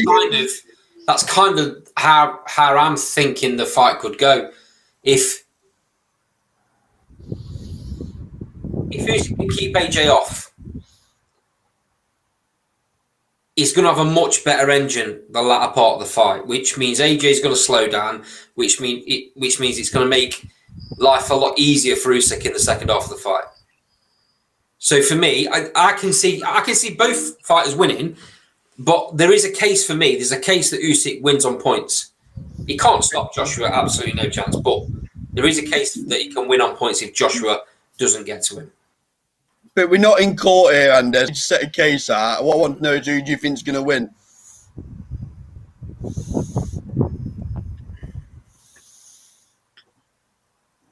Usyk on points. Who's next? 'Cause you're leading this segment, aren't you? Who you calling in next? Right? Joshua stops him. I've not seen anything at Usyk at heavyweight to convince me he beats the second best heavyweight in the world. Not a chance. Skill wise, of course, he's better than AJ, but that's a cruiserweight. I don't think he's going to get the chance, the opportunity, the space to display that heavyweight. If he didn't do that against Chaz Witherspoon, he couldn't do that against Derek Chisora. AJ's levels above them. I just can't see how he all of a sudden he's. It's not just the case of keeping AJ off. It's how he counters AJ and then moves out the way. How's he going to be that fleet-footed at heavyweight? I just don't see it. You know, you've got to be taking AJ for a mug for that to happen. If he couldn't do that against Delboy, who caught Usyk a lot. Some people thought, I mean, I didn't. I had Usyk winning the fight, even though I thought Chisora would probably give him problems. But for the amount of times that Chisora caught Usyk, if Joshua will probably only need to catch him once or twice, then unload those combinations because he's slightly smaller than him. That uppercut that Joshua likes to throw come in handy, and I just can't see him getting out the way of that. And that's a problem. I think Joshua make Usyk static, and once he's static, he takes away his strengths. And that pressure that Tony Bellew talks about, because Tony Bellew was getting the upper hand. I had Tony Bellew winning that fight before he got stopped. Tony Bellew. And what Tony Bellew is saying is Usyk hits it hard enough to command respect. But that's because Tony Bellew was absolutely knackered. Because while Tony Bellew was winning the fight, Usyk was pressing forward off his front foot, putting that pressure on him, making Tony Bellew think, because Tony Bellew doesn't naturally box that way. The problem is, if he does that against Joshua and he becomes in range, Joshua's too powerful. So Joshua hits him and he discourages him from moving forward. So he's pretty much walking into the fire there by doing that. He can't employ that tactic against Anthony Joshua. He's going to have to sit back and then counter punch, which actually is going to play Joshua's strengths, because Joshua will be the aggressor in that fight. So whichever tactic he uses, Joshua's got to answer for. And at the end of the day, it comes out to the old adage: a good biggin always beats a good littling. And that's the way I see this fight playing out. I think I agree with what you're saying there of Joshua from 3 years ago. Yeah. But not the Joshua of today. Oh. He's gun shy. Very gun shy. Mental demons. He's not the aggressive fighter that you think he is. No. Until he's got somebody done, he don't push the button because he's scared what's coming back. The Pulev fight's a great example, ain't it, Andy? The third round he had him hurt and then he backed off because he kind of got gassed himself a little and then he backed off and then just played it smart. But like I said, Pulev isn't fleet-footed or as skilled as Usyk. It's a completely different fight. Ever since he got put down by Ruiz, he's scared of what's coming back. Yeah. Which makes him a little bit gun shy. And the only time he puts it on someone is when he knows that nothing's going to come back because they're too hurt. 100%.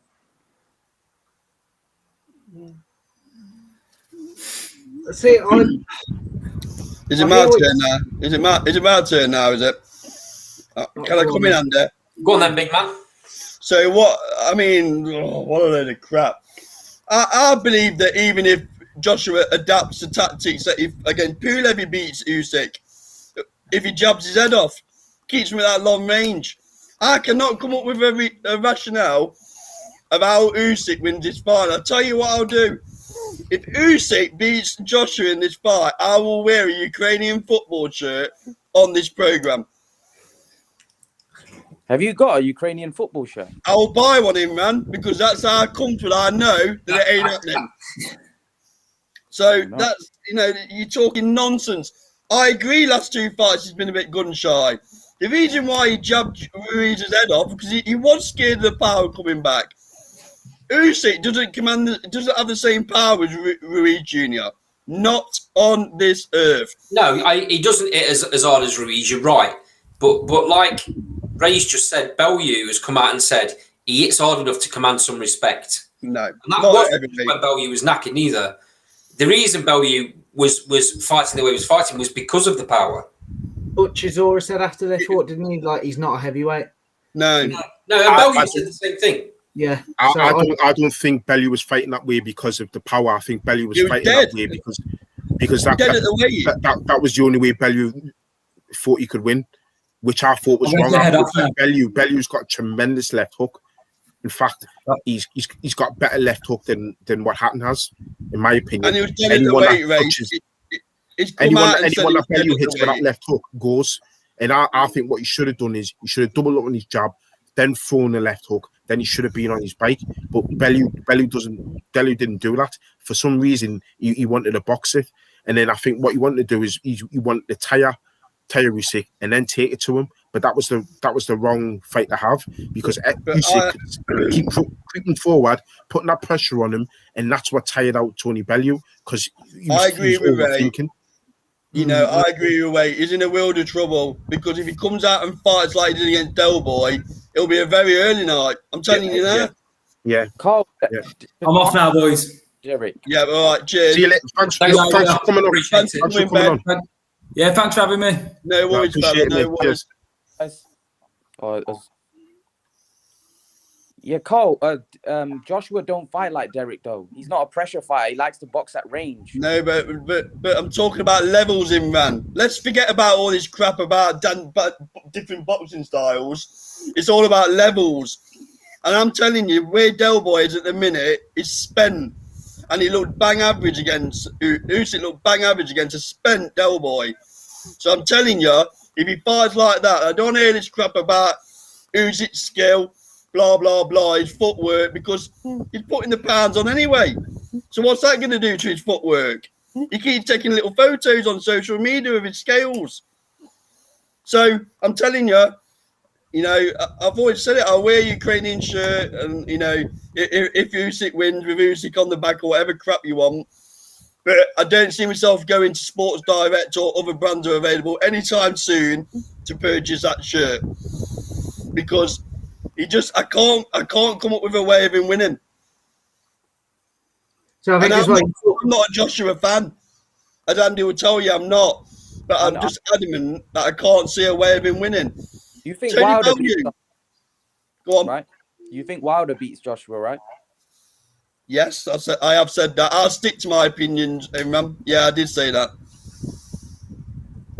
Go on. Yeah, I think I just think that Usyk's being overlooked. I think the amateur pedigree, what he's done at cruiserweight, even the fact that he's not fought the best heavyweights yet. So we don't know how good he is. If we're going to go off a performance against Derek, I just think Joshua's a monster. That's where I'm coming from. Similar to what Ray says. Sometimes I just think Joshua's too big, too heavy, and it's too hard. As Andy said, a vulnerable monster. A monster that has mental demons after being... I'm not sure about that. I hear what you're saying, but he's still a very, very good boxer. I want to ask Josh, because Josh is wanting to come in, so... Josh? Yeah, sorry, go on, Josh. No, sorry. For me, the two things... Obviously, like you just said about, Joshua being a vulnerable monster, which, again, I sort of agree with Carl. I hear what you're saying, but I'm not so sure. But also, before Josh, Usyk, me and you have got some synergy going on tonight, haven't we, Josh? we're in sync tonight, yeah. But Yeah, I'm not for too me, sure at the before- start of the show. Like, he nearly fell out. Yeah, we worked on it since then, Ray. Yeah, we've got through it. But before Usyk moved up to heavyweight, I honestly thought he could trouble the heavyweight division. But it's what he's shown, as you just said, Imran. He's not fought the best yet, and he's not looked great against Chaz Witherspoon or against Chisora. You know, I mean, Chris Akabusi's put in the comments saying, I know it's a bit of a controversial opinion that he thought Dell actually won the fight, and I don't agree with that necessarily. But what I do think is he's shown Usyk's not all that at heavyweight. And, you talk about AJ not being a pressure fighter, but I think the blueprint's there now, isn't it? Like Carl's just sort of said, Chisora, I wouldn't say he's spent, but he's certainly not what he was. He's shown he can pressure Usyk and make Usyk look vulnerable. So if he can do that, Joshua could probably pressure him and take him out quite quickly if he chose to. If he can get over his mental demons, yeah. What are these mental demons you talked about, him, man? Have you got a psychology degree? The fact that Joshua's, as Andy said, not the same fighter that he was when. What I think you'll find is Rob McCracken got him fighting a different way to get him through them two fights. So I wouldn't necessarily say he's not the same fighter. I just think he's adopted a different game plan to beat them two boxers. What beat who? Pulev. What? Pulev didn't really have any punching power to really trouble Joshua. But he adopted a different game plan. That's not like saying he's a different boxer, though. We'll find out again. We'll find out when he fights Usyk. I just don't think that Joshua is what he was prior to Ruiz. I think Joshua prior to Ruiz was more ruthless and vicious. He wasn't afraid, even though he was vulnerable prior to that and he could get hurt. Now he's more conscious of that. He's more worried about what's happening. Not just that. Well, then he can't win. He can't win then, because before we used to say, why is he not using his range more in jabbing? And then he decides to use his range and jab, and then all of a sudden he's not the same fighter. He's not knocking everyone out all over the place. It's the way he looks. Whenever Ruiz got close to him, he looked vulnerable. I'm not saying that he boxed smart against Ruiz. Yeah, he boxed how he needed to do to win. But look when Ruiz got close to him, how he was reacting. Look at his body language. He didn't look comfortable. Atlas said it as well. He didn't look comfortable doing it. It's like when Fury does that, it looks comfortable. He didn't look comfortable doing it. When Ruiz got close to him, he looked uncomfortable. And this is what I'm trying to say. Probably because he's not a natural boxer like Fury is, though. Yeah. I think coming forward, in being aggressive, he looks quite comfortable doing that. He can box. He's shown it against Joseph Parker. Yeah, but exactly. But the Ruiz performance wasn't as convincing as the Joseph Parker performance, was it? No, Well, it's convincing enough to get him the win on on all three of the judges' scorecards, wasn't it? No, he won the fight clearly. What I'm saying is, look at his body language when Ruiz got close to him. So just a couple of comments in the side. Chris Akabusi's last put, these AJ immediate rematches are destroying the heavyweight division. I'm sure he's talking about the Ruiz fight. Mm-hmm, mm-hmm. It should be like the 60s, 70s and 80s. You lose, no rematch. Yeah. And then Trevor Campbell's put, Imran, Joshua's only lost one fight. I can't see how that would make him a lesser fighter. Shout out to Trev, my main man. I'm not saying he's a lesser fighter. I'm saying he's more conscious now after taking that defeat. He's not as ruthless and aggressive. He's a lot more vulnerable now. But in fairness to Joshua, when he fought Ruiz the first time, he'd obviously spent, 9 weeks of his 12-week camp training for a 300-pound Jarrell Miller. That's shown with what he came in at on the scales. And then for the rematch, when he'd actually had a full camp tailored towards fighting Andy Ruiz, he came in much lighter. I can't remember the exact numbers, but he came in much lighter and did a job on him. So to talk about mental demons, I think, the loss is just come from the fact that he's fought people like he's chalk and cheese, and he did it at 3 weeks' notice. And I'll be honest, I'm not always the biggest fan of Anthony Joshua. I do respect what he's achieved, but he deserves respect for that. I'm sorry, but he does. There's not enough respect put on his name for actually doing that. There could have been a postponement or anything. but he took the fight anyway against the best name that was available. You know, it was well documented at the time. Luis Ortiz was offered the fight, amongst other names. They all sort of said no. You know, he did exactly what he'd done. I think that's why he lost that fight. It was just his training camp had been tailored for one fighter, and it just wasn't the way to go against Ruiz. That's my honest opinion. He lost that fight, mate, because he hooked with a hooker. Yeah, he traded, didn't he? He traded with it. You can't do that with someone that hooks like Ruiz does. So for me, that's poor. That's poor from Joshua because he's not learnt about his man. But he didn't really watch Ruiz's fights, and he's devastating. Usyk can't do that though, can he? Say again. Usyk can't do that. No, he's not that style of fighter, is he? Yeah, that's what I'm saying though. He don't win that way, does he? No. No, he's got one way of winning. Usyk. He has to stay on the back foot. He has to try and nick rounds. He's not going to win rounds easily. He's got to try and nick rounds, and hope that he can stay away from Joshua's power. It's going to be interesting to see if Usyk lands clean. It's going to be interesting to see how Joshua reacts to it, because then you'll know if Usyk does have any power at that level. You better hope he had. Yeah. Didn't he wobble Chisora? I doubt it. no, I don't know that. He wobbled Chisora badly in that fight. Chisora. Are you going about round 12 or round 11 or something? It was one of the rounds. I can't remember, but he got wobbled badly. But Del Boy wobbled him round 1, 2, 3, and 4. What I was going to say there is if you're on about round 11 and round 12 in round, Del Boy was absolutely paggered. Round 12, round 7, I think. Oh, because in the late rounds he was dead on his feet. He hit the left hand and Chisora was wobbled. Like, go back and watch that to 7th round. I'm pretty certain he was wobbled badly by Usyk. There's no two ways about it. It's got to be a much better version of Usyk from his first two heavyweight fights. But I think you will see that because yeah, of course. I do think he took the fights lightly. I thought he thought he could probably breeze through them and then move his way up. And then by the time he woke up in the fights, it was too late. He still won the fights, but he made life difficult for himself. You'll have a completely different Usyk for this fight. I still don't think it'll be enough, but I do think, you know, some of the comments you read on social media that they're talking about it, you know, being an easy fight for Joshua. I certainly don't buy into that. I think it's a tough fight, but I just don't think Usyk's shown enough at heavyweight or can adapt and do enough to win. So who do you think wins out of Wilder and Joshua then? Josh? It's anytime you've got Deontay Wilder in a fight, it's hard because he's not a great boxer at all, but he's just got that one shot power that he could knock a horse out. So it's always dangerous. But if I had to sort of put my life on it, I would personally think Joshua, because I think he's got a bit of boxing ability, power when he gets on the inside, and forget all this gun shy stuff. When he is on the inside, he is he's a predator, isn't he? So I do think Joshua would win it. However, obviously, as I just said, if Wilder lands that one punch, then it is probably game over. And I think he does.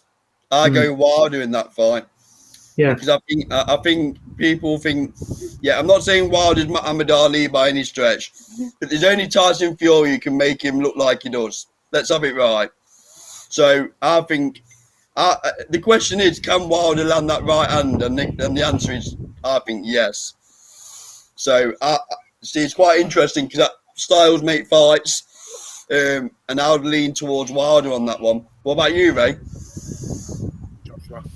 Just for the same reason that Josh is given. Should that become an inside fight? It's like a Western, like who draws a gun out first. But I just think Joshua's quicker and has more tools at his disposal. I just think if Joshua gets him on the inside, Joshua can do what he wants with him. It's just a case of, if Wilder tags him, Joshua's going to go. But then you could say the same about Wilder. Joshua catches Wilder, Wilder's going to go. Andy? Joshua for me. I think Joshua, in that fight, Joshua adopts similar tactics to Ruiz too. He'll stay behind his jab. He'll stay away, and if it does come to close or closer fighting, what I'm trying to say is he'll negate that middle distance, and it'll either be distance or close. Because if it's close up, Wilder can't throw the big shot, and at distance, Joshua can keep away with his jab. So Joshua for me, and I think he probably wears him down, and then Joshua stops him late. That's What what about we you? say. What? Yeah, he's obviously read Reese's comments, Hunter, but we'll move on. Imran, what about you? I think it's a great fight, and it's a fight that I want to see really badly, really badly, and wanted to see it for years. And just before I give my prediction on that, I'm coming across like I don't like Joshua.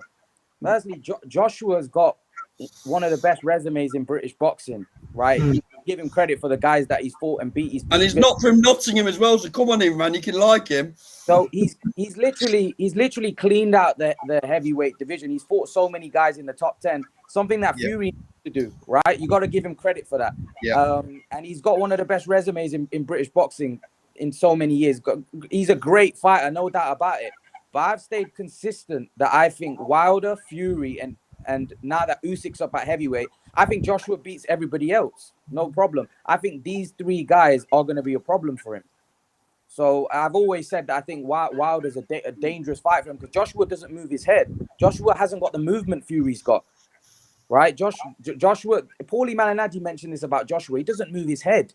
And against Wilder, when you don't move your head, right, there's a great chance he's going to land that right hand. And if he lands that right hand, let's be honest, Joshua's out. He's not going to be able to take that punching power of Deontay Wilder. Joshua's going to have to go in there and go against everything he's done in his last two fights and take it to Wilder right away from round one. If he doesn't and he gives Wilder the opportunity, you may see a Dominic Brazil type knockout. Trevor in the sidebar has put Luis Ortiz was beating Wilder hands down, and then that sledgehammer of a punch ended it. Joshua is different class to Ortiz. Joshua wins, in my views. There's another way of looking at that one as well, Trevor. The only reason Wilder got to Ortiz was because he was blowing. Ortiz was winning that fight convincingly. In fact, he nearly stopped Wilder. Was it round 7, Ray? Yeah, something like that. Yeah, He nearly stopped Wilder himself in round 7. He put everything into that round, and that's what caused him to gas, in my opinion. No, I agree with you, Andy. There, watching that fight in round 7, I actually thought Wilder should have been stopped on his feet. I think that was a favour for a champion, to be honest. Yeah. And then you got Imran's comments as well, and the next one down, who I believe is Ray's mate, isn't it, Ray? That's right. Yeah, we could meet Imran. Says sorry, I'm late, lads. For once, I would have to disagree with Ray, and Wilder wins just fair enough. Clearly knows his boxing. He does know his boxing. To be fair, Imran, he does know his boxing. Got a lot of time for Imran. But yeah, that's his opinion. Yeah, I mean, like what Imran says, Imran Mia says, Joshua doesn't move his head. He's slow, he's robotic. I get all that, but I just think that Wilder, because he doesn't box, he'll naturally want to make it like a slugfest, and that might just favour Anthony Joshua. And like I said, it's like a Western who draws first, and Joshua is probably quicker than people give him credit for when he's unleashing his combinations. And if he catches Wilder, he'll do the same damage to Wilder as what Wilder would do to Joshua.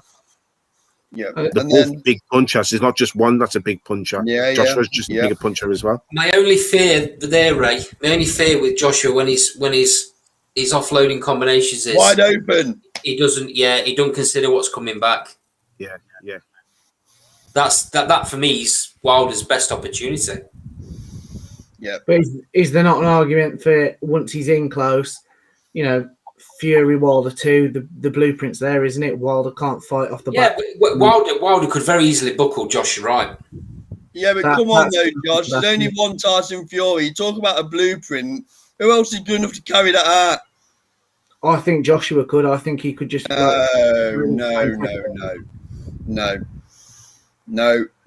So I think that's a good point to finish the Joshua debate on that note because no. Last topic of the night then, lads. So obviously rumours flying around about Mr. Fowler, and if he wins on Saturday night, they're calling out Liam Smith for the fight in October in Liverpool. Wow. So I'll go to Imran first. I know he's a Liam Smith fan. So Imran, break it down for us. What, that fight's been taught? What, a Liam Smith? Yeah. So let me start again. I'll start again for you. Okay. So if Anthony Fowler wins on Saturday, Right. rumour has it in October the 9th in Liverpool, he'll be squaring off against Liam Smith.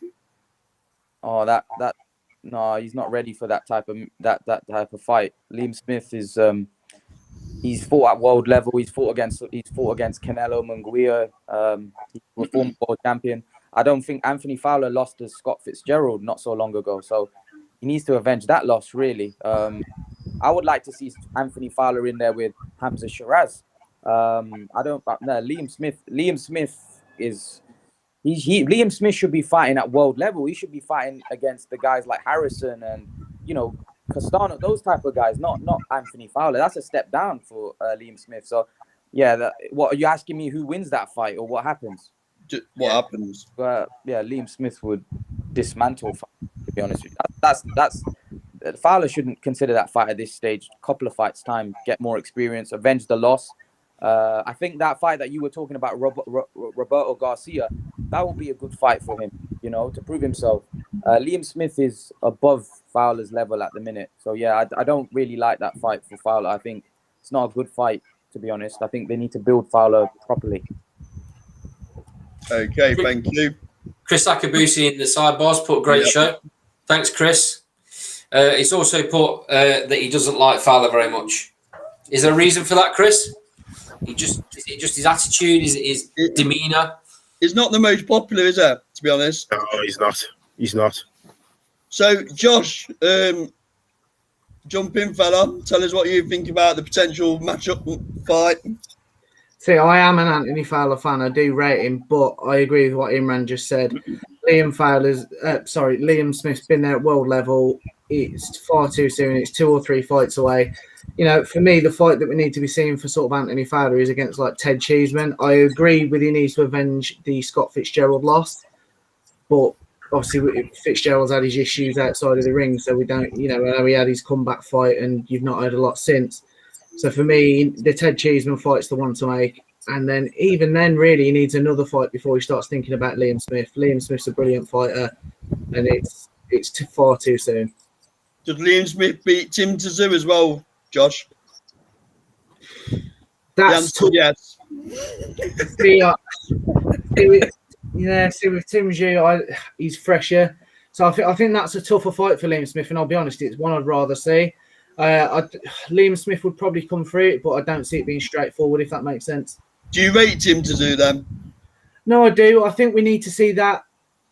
Similar to a lot of fighters at 154, I think we need to see that step up from him, don't we? There's a lot of fighters at 154 hovering around and sort of almost padding their records out at this point. I was about to say that, mate. Has he fought anyone, Josh? No, that's the thing. He hasn't really, has he? So Josh, did you see his last fight? Briefly, I saw a little bit. Yeah, well, I'll leave you with that sentiment because he was shocking, wasn't he? He was shocking. So if that Tszyu turns up against Smith, no chance. So Chris Akabusi's come back on my question to him. He hates his attitude of being entitled and saying he's the next Froch when he's actually 31 years old. Yeah. Ray, do you want to give us your breakdown of Smith versus Fowler? Batters him. Anthony Fowler is, like I said earlier on the show, I haven't seen anything to date that impresses me about him. He's slow-footed. He can't.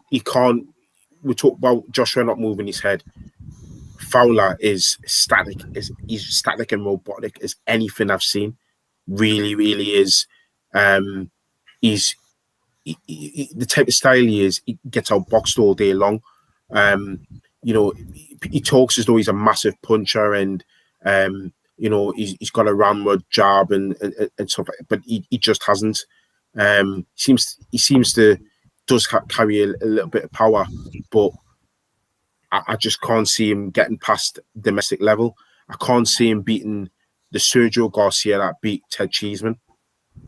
I think him and Ted Cheeseman's, I don't rate Ted Cheeseman either, but I think that's a pretty close fight. At least Ted Cheeseman's shown that he can box. He's shown that he can box. He's shown that he can mix it up as well.